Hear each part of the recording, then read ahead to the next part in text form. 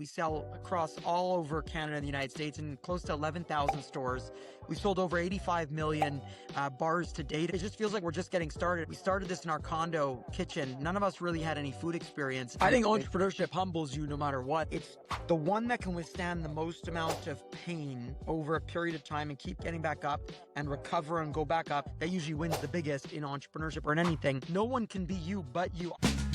Welcome to the DTC Insider Podcast, where online business owners come to find actionable tips and tactics to grow their businesses. Now, here's your host, Brian Roisenthal.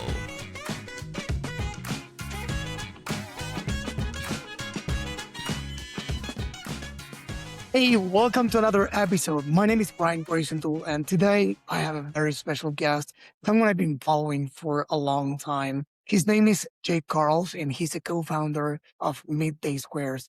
Jake, thanks for being on the show. Fired up to be here. What's cooking, Brian? What's new? I love the guitar in the back. I love all the action. You're standing, I'm assuming. Yeah.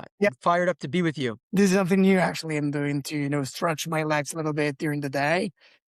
But yeah. By the way, as we speak, I don't want to say anything in advance. It's not me, but both of our countries are currently, at least at the time of this recording, the World Cup.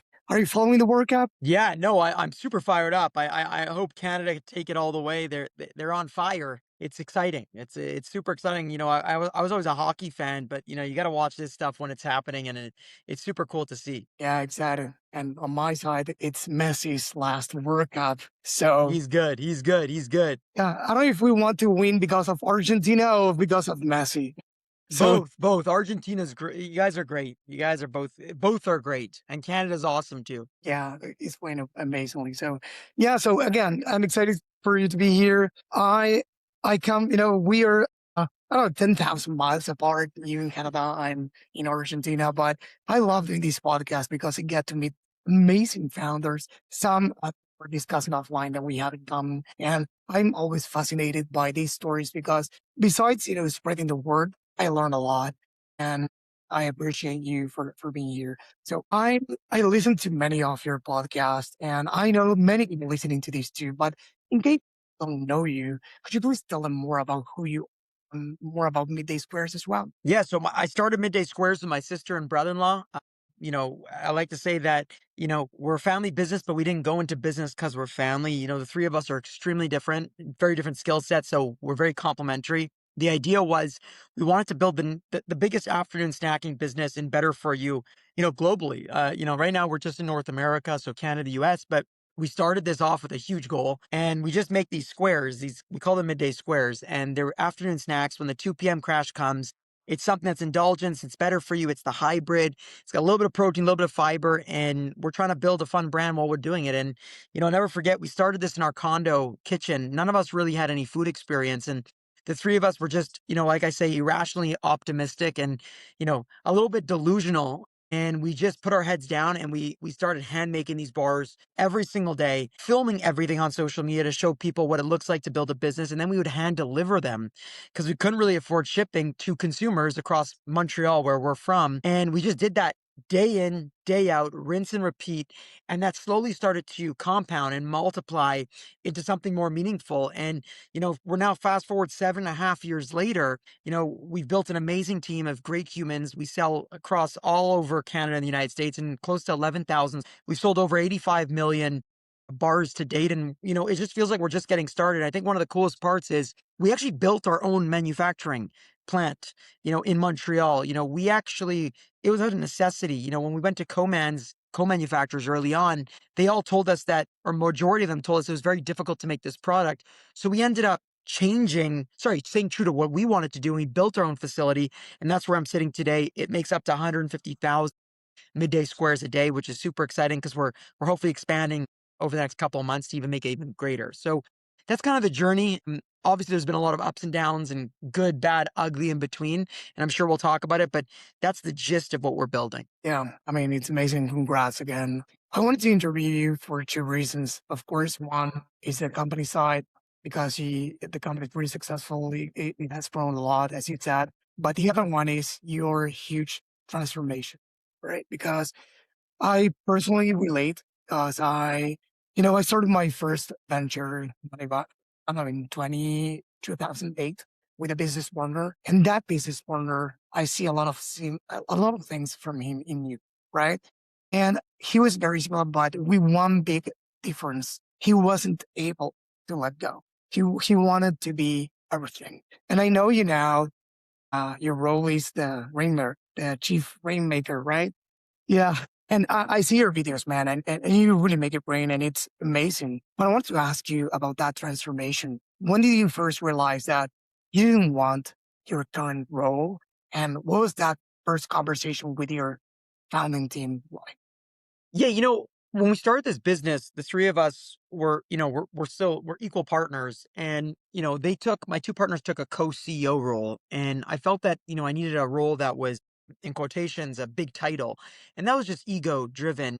And it really wasn't focused on playing to my strength. It was more, what did I want to say I had? And I started as CMO, chief marketing officer, and I actually struggled. I struggled tremendously at the management aspect, the execution, the operational aspect of not the storytelling and marketing, but the everything that goes with being a very good leader in that sense. And after months, I just realized that this wasn't for me.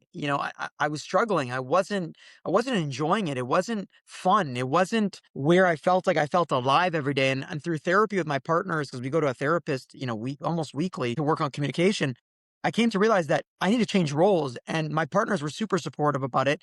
And they just said, figure it out. Take your time to figure out what you do best and what your skills and superpowers are, and go all in on that. And it took some time, but over time, I realized that I was a rainmaker. And what a rainmaker is simply someone that brings friendships to the organization, someone that focuses all of its time on making noise, increasing the surface area of luck for the organization and opportunities, and also bringing friends to the team. So if it's a friend in retail that we want to go work at a certain retailer, I'll go make friends with that retailer and then bring them in. If it's we need capital, I'll go focus on finding investors, making relationships with them, spending time with them, and then when the time's ready, I'll bring them to our finance team when we need to do due diligence. So my role is simply, instead of marketing, I'm still doing some sort of marketing because I'm building the brand and yelling and screaming and making noise and beating the Midday Squares drum every day. But I'm focused on, how do I make friends for Midday Squares? What do I need to do? Where do I need to be? What noise do I need to make? And that became my role. And now I'm playing to my strength. And I believe I'm one of the best at that role because it's authentically who I am. And I learned that that's where I could spend energy and give the most amount of energy and actually feel like it's not really a job. It's more me just living my life while bringing the most amount of value I can to the organization. When did that happen? Was it before you were successful as a company or Our first year goal, and my partners came out to me and told me in year one, before I think it was August 4th, 2018, they said, we're going to sell $250,000 worth of Midday Square. So let's just say at the time, I don't know, give or take 100,000 bars at the time. Let's just say that was the number. And I thought they were crazy. I was like, no one knows us. Who is going to buy 100,000 bars? We don't have budgets to go do unlimited marketing or unlimited sampling or big events, activations. I said, how are we going to do that? And they were so convinced. They had so much confidence and conviction that I was like, you know what? I'm kind of like, I like this delusion belief, this unconditional self-delusional belief, and this is possible. So I kind of just went with it. And then after 3 months, we blew past that. And I was like, oh my God, this is real. That was the moment I started to believe that this is going to be part of my life for a very long time. And I need to get with the program and realize that this isn't something short term. This is a long game that I'm going to be on. And that's when I kind of start to change and start to realize that if I'm going to be doing this, I need to start doing what I love within this organization. I can't just, try to hit the nail on the wall until it goes in. If it's not even moving, right? So over that after 3 months to that 8 month phase is when I start to really put deep thought into, what do I need to do to make sure that I enjoy this journey as I'm on it, even though it's going to be painful, very hard, very difficult, big sacrifices. How can I do that to sustain over a very long period of time and enjoy it? And that's when I figured out the rainmaker role 8 months in. And I dropped out of the CMO. I actually, became managed at the time, and I loved it. And Today I'm basically independent of the organization indirectly. Like I focus on, no one really knows where I am half the time, but I'm focused on any type of friendship we can make for the business. It doesn't matter if it's something from a completely different industry, if it's something in government, if it's something in investment, in new team members, whatever it is, I'm just beating our drum to the world. I want everyone possible to know Midday Squares, and I want to increase the surface level to be so large that every opportunity of luck can strike or every opportunity that we can get, we'll actually get. So I don't know. My role is really strange, and there's still moments that I feel very sad and very, this is uncertain. What the hell am I even doing? But I always carry myself back to my raison d'être, as they say in French, or my why, my purpose of what I do every day needs to come back to that, and then that drives more energy every single time. Yeah. I love that because again, not many people can let go of their ego and the previous role, and sometimes it's not easy to find what's next for you within the company, right? And do you think that becoming, in this case, the rainmaker is something founders earn over time, or is it something that they should chase from day one? Because I'm asking because in one interview I listened from Mr. Beast, this case, he said that everyone celebrates him now. He's successful and well known, but nobody did that when he was a nobody and he was, I don't know, doing YouTube videos for 18 hours straight every single day. So, what do you think about that? Do you think that anyone can, even if they have the skills, can say, "I will be the rainmaker," or is it something that, again, it's earned?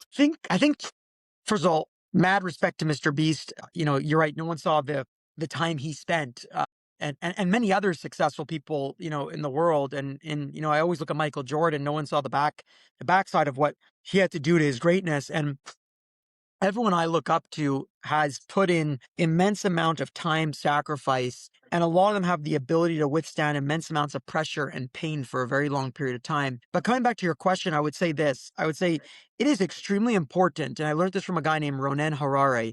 I don't know if I said his name right, but he was one of the founders of Spin Master, and I respect that company so much, and him and his partners, both of them, or all the three, I think it was three of them.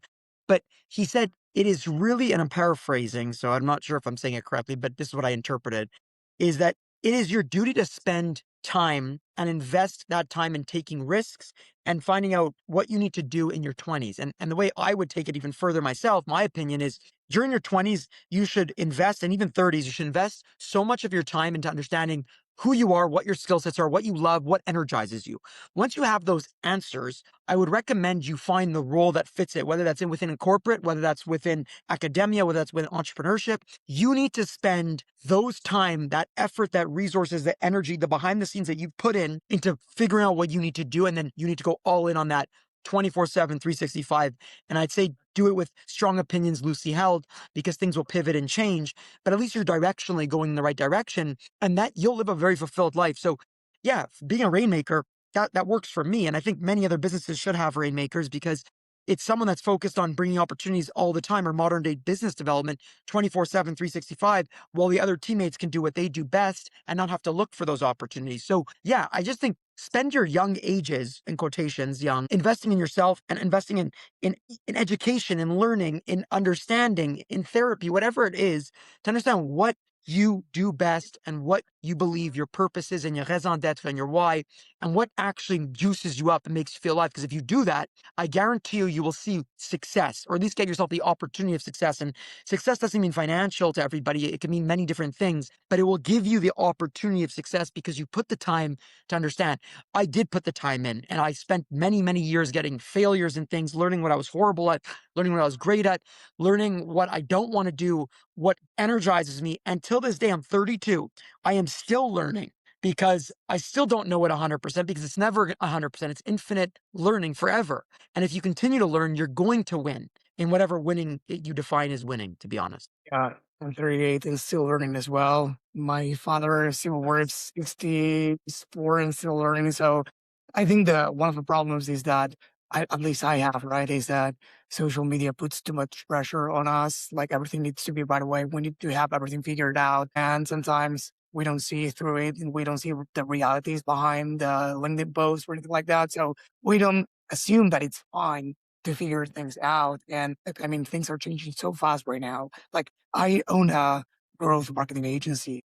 Will there be any growth marketing agencies from, I don't know, 5 years from now or paid ads or whatever? So we need to reinvent ourselves so fast these days. And again, fighting against this concept of having things figured out. Otherwise, we are not smart or whatever. That, again, I admire what you have done. So, No, but you know what, Brian? I think people, and I appreciate you saying this, but I think that people just need to. We don't know what's going to happen in a year. We don't know what's going to happen tomorrow. Actually, we don't know what's going to happen in 10 years. So I think the most important thing is how do you become so good at the present moment? How do you become so good at what you love, and do that presently every minute of the day or every moment? If you do that, it's going to compound over time into something very meaningful. Whether chocolate will still be a thing in so long, or whether growth agencies will be, who knows? We don't know. But what I do know is, Brian, you are the best at your game because no one can be you but you. I can't be you. You can't be me. And that's the difference. So if you understand yourself and you invest in those skills and you invest in learning and you invest in what makes you great, you will always have some sort of opportunity, whatever that is. Doesn't matter what industry it is, because no one is you. And I know it sounds cheesy. It sounds like, like lucky talk, but it's not. It's actually real. And once you believe that and you truly believe in yourself, you'll figure everything out, no matter what, no matter how hard the moments are, no matter how great the moments are. And that's why I love the world we live in. Because at the end of the day, even with all the tools we have, whether it's AI, the internet, social media, we're still humans. And humans have something unique about each one of us that is something unique. And we just need to lean into it. We need to lean and find it and go all in once you have that. yeah, I agree. So you said Michael Jordan did a lot of hard stuff before becoming who he was ultimately, and the same with Mr. Beast and every other successful player, you know, outside and inside the court in this case, in the business as well, in the business landscape. So what was like for you? What were the hard things that you need to went through that you want to share, of course, before becoming who you are currently? I think I think I've been through many hard things. I think I always say I've been wrong and failed a lot of times in my life, but I've been right a little bit more than I've been wrong. So that's allowed me to grow. And I think some of the most proud things that I've done in my life is just having the courage to step forward and take the risk. And I say risk in the sense that it was risk for me. And it made me build this muscle of courage to keep going and keep trying and go through pain, go through discomfort. And every time I've done that, I've learned something or I've won really big. But I think the hardest moment of my life in the past 15 years, let's call it, other than like death and loss and all those things, was when I had a burnout a couple years back. And the reason why I had a burnout was because I just didn't stop. I just kept going nonstop. I thought I was unstoppable. I thought that as humans, no, I'm young, I'm wild. I could keep going caffeine nonstop, the whole 9 yards, until eventually I couldn't go. I got hurt playing hockey, and then I couldn't travel. I couldn't do all the things I did, and all what my identity was tied into. And then I did some deep thinking, and it's like a car broke down, and I was the car. It's like the brake light came on, the oil light came on. There was no gas left or no battery left, and then the car just couldn't move, right? And that was me. And in that moment, I spent a long period of time taking time to myself and understanding what was going on. And a lot of it was I was doing things I didn't like at the time. I was tied up in an identity that really wasn't me, and I went through so much. I was so exhausted. I was so tired, and I never listened to what my body was warning me of. Like I had lethargy. I was feeling, you know, sadness, brain fog, all these crazy things that I didn't even know what was going on. I just kept ignoring, keep going, hustle, hustle, hustle. And then that was it. And I went through basically a year of just learning and a type of recharge and rest. And I came back from it, and now I'm way better. And I now listen to my body. I take rest. The rest is not a weakness. Recharging is not a weakness. It's a strength. And, we talked about great athletes and great, entrepreneurs. A lot of them have a method to recharge, have a method to recover, and then go back at it. And it's not a weakness, it's a strength to have that ability to understand what recovery you need to go out and win even more. And that's was one of the hardest moments in my life, was going through that burnout, because burnout to me, and burnout to many people is very different, but to me, it was hard.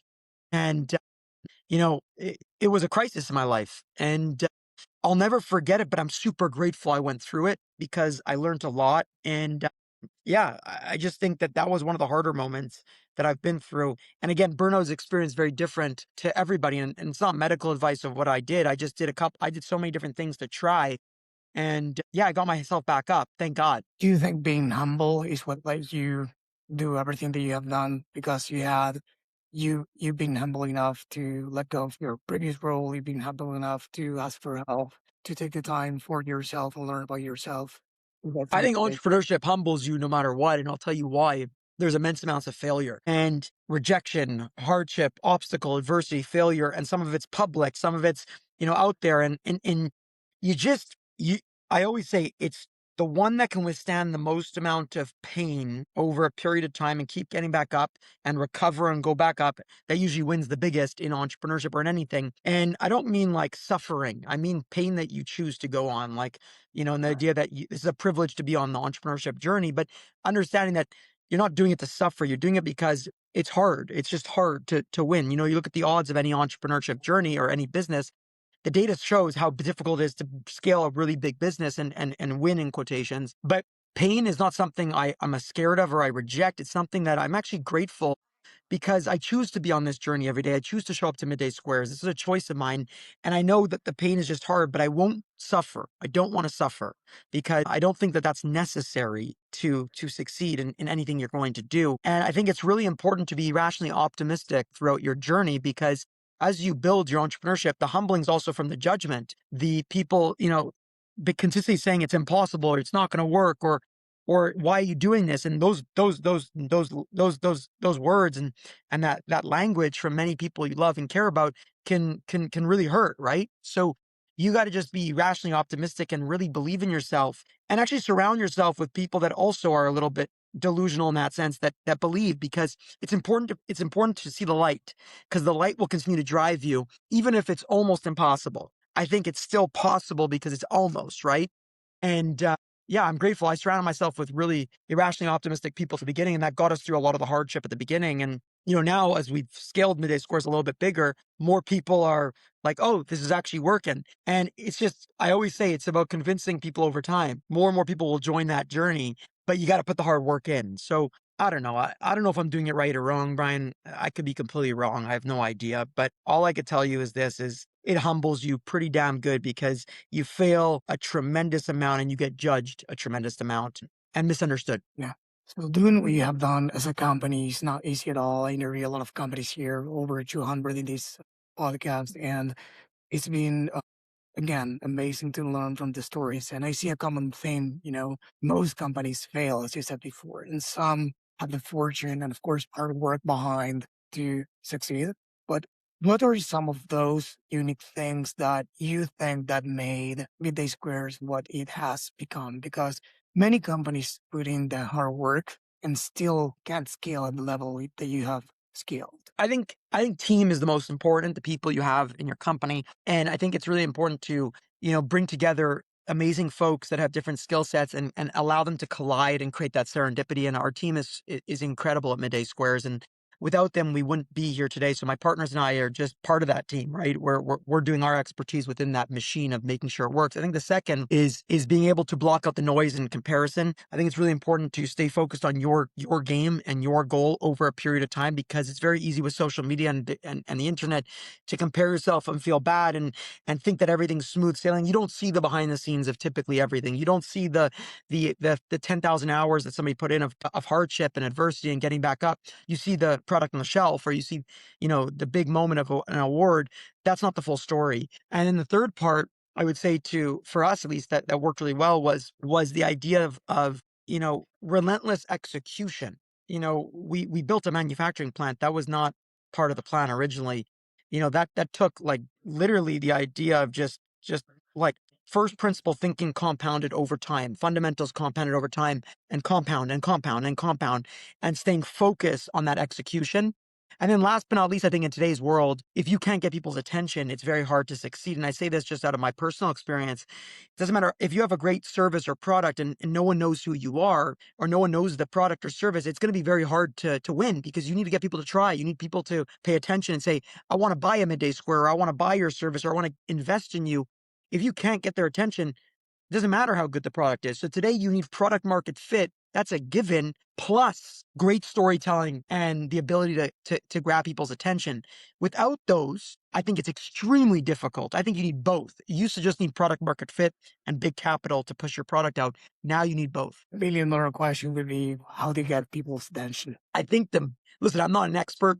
I love storytelling, and I think storytelling is something that humans have been doing for a very long period of time. So our brains, in my opinion, are hardwired to look for stories, to be attracted to stories, to pay attention to stories. So when you have a business, whether it's a CPG product like Midday Squares or it's a service like a SaaS company, you still need to grab the human's attention or the client's attention. So what I would do is tell a story that evokes an emotion. An emotion is critical because we care about emotions. It's what connects us.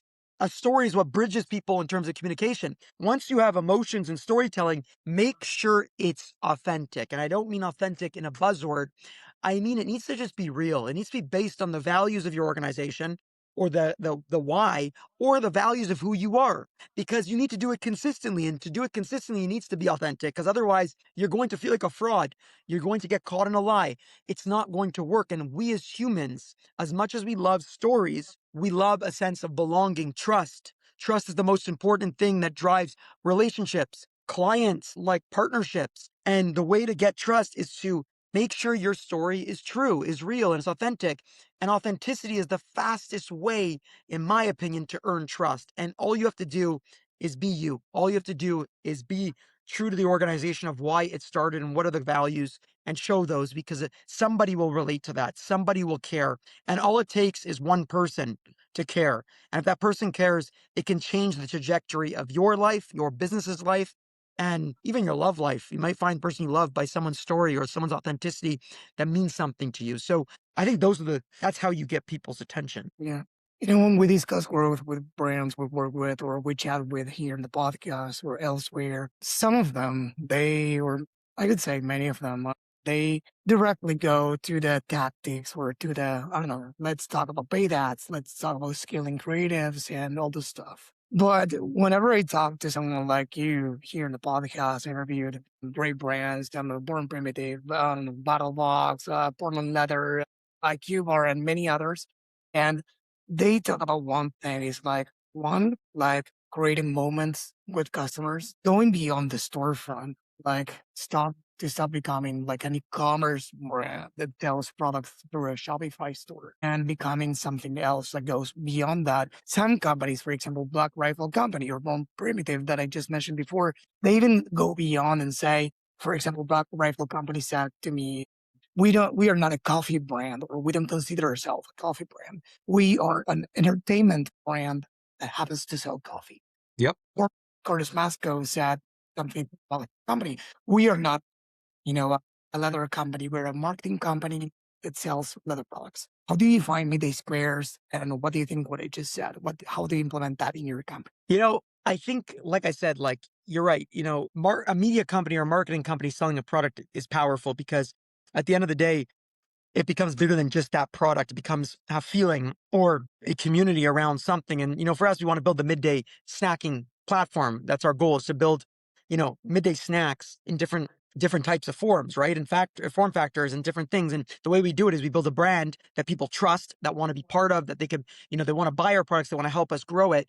So yeah, when we start this business, we documented everything on social media. We showed you the good, the bad, the ugly. We wanted you to be part of this community of what it looks like to be on this journey with us. That way, when you went to a store, it felt like something you were buying from a friend.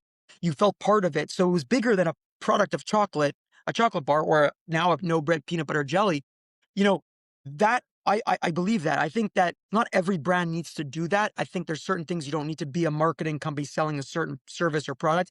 I think every company has to look at it differently. But what I do think is critical is how do you evoke emotions in the type of stuff you're doing? Because in a world full of sameness, where a lot of it's conformed, a lot of conformity, a lot of the same tools we have, you need to stand out. You need to make noise. You need to make people feel something. And the way to do that could be becoming a media company that sells the product, or a marketing company that sells the product, or it could be how you show up in customer experience, or how you show up in your communications, or how you show up with the innovation of your product. Maybe you are an innovative product, a patented product, something so different that is the winning formula, right? So I don't know, when we started Midday Squares, we told our story, good, bad, ugly. We shared everything unfiltered, raw, and it worked. Now we're trying to figure out how we tell that story today as a more mature business that's not in a condo kitchen anymore, that has, it is across 2 different countries, growing. But how do we now tell that story not as the underdog that we were, but into something else? And that's a very hard thing. So I think as we grow, you're going to keep seeing us reinvent, reestablish with the same values, but how do we now amplify it to new people, and how do we get people to come in and also stay in within the organization? It's very hard.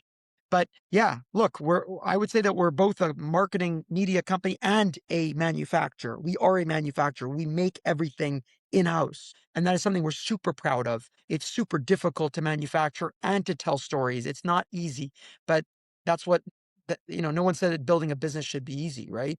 And that's kind of it. That's my rant.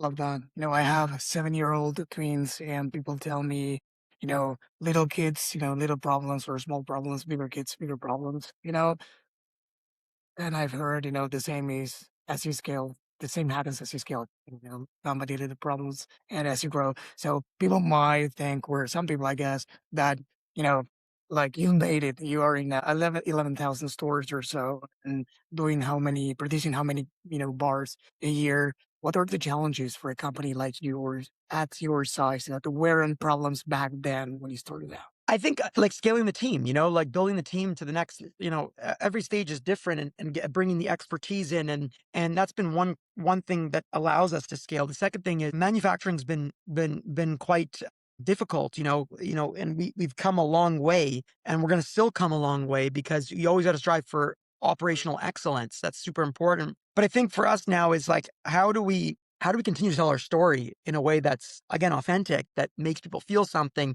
that keeps the people at the beginning, our original community, excited, fired up, feeling heard, and then also developing a new community and getting that all into the Midday Squares, you know, let's call it bubble. And that's it. And I think also just like, I don't know, for us that's been a big thing. And then last but not least is getting really, really good at innovation, speed to shelf, and we're getting better. Every year we get better and better. But that was a challenge.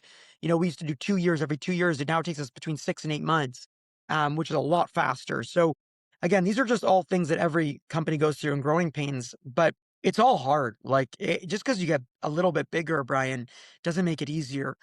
It's just different problems. I think for me, it's also just like, letting go of more and more and more is super difficult as an entrepreneur and a founder, as someone that it's your baby. You let go more and more, and you trust others to take that baton, or whatever you call it, that torch, and bring it to the final destination, whatever that final destination is. And the only way to actually get to that final destination is to let go and to allow people to come in and trust them to do their expertise, and they're way smarter than me. So that's been also a personal journey. Interesting. And my last question, really, besides what we have been discussing along, what's a conversation you wish more founders were having right now in 2026 with everything that's going on? I think like two things. I think number one is how do we continue to protect and amplify human connection? So like, AI is phenomenal. I love AI. We use it in our business for a lot of things, but I think the human connection component is something that allows us to be very different. It's not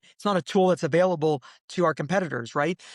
It's unique to us. So I think we need to keep that conversation going of how do we continue to humanize the customer experience, or your story, et cetera, all those things. Second, I think as founders, I think it's important to talk about the hardships and the adversity, and overcoming those, because it's easy to see the in the media, or social media, how picture perfect certain things are, or how amazing, or how much winning there is.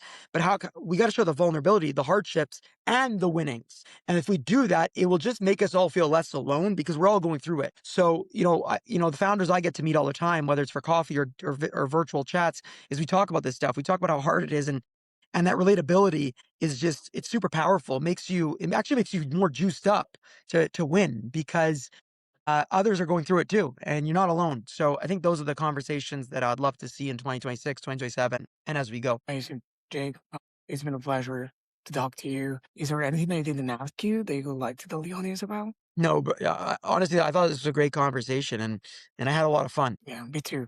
Thank you again. And for you listening to this, I hope you have a lot of value because I did. And if you want to learn more, we'll leave many links in the show notes. If you go to the ddcinsider.com and find this episode, you will find all the links alongside the topics, the video to YouTube, and of course Spotify as well, so you can share with your friends or anyone in your network that can use a conversation like this.